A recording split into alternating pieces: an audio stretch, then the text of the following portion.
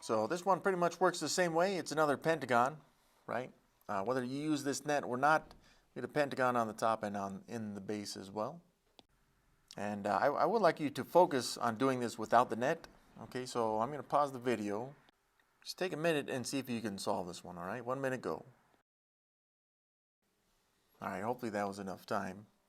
Now this one I'm going to do a little different, okay? Again, I'm not using the net, but I see I got this rectangle right here. I'm going to start with the rectangles this time, which means I'm going to solve for the lateral area first. Not that you have to. You can solve for the pentagons first, like we did in that last example. So we got this rectangle, something like this. And what are the dimensions of this rectangle? Well, it may be helpful to see this one right here a little bit more clearly. A 13 on the bottom and then an 8 on the side. It's a 13 by 8 rectangle. And we want the area of this rectangle, which is 8 times 13 at 104 square units.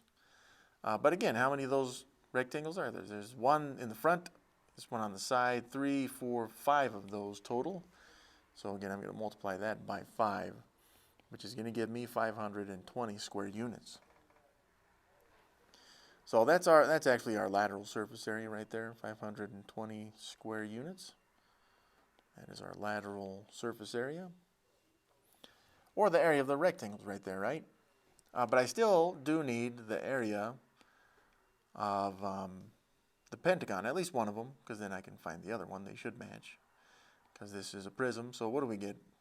We have an apothem.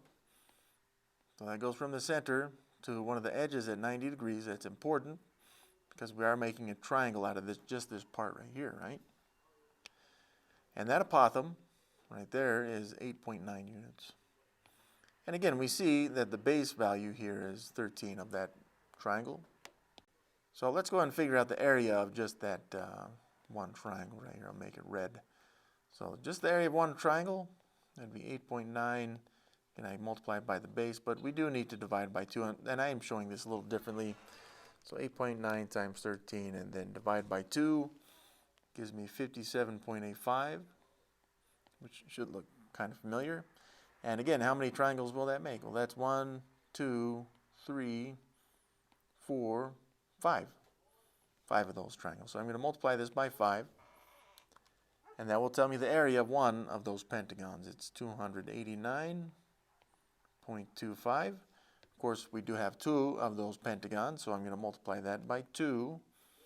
And that will tell me the total area of the pentagon. So let's go and multiply that by 2 then to get 578.5 square units. And again, that's just from the pentagons right there. But I need to add that to the 520 square units from the lateral surface area.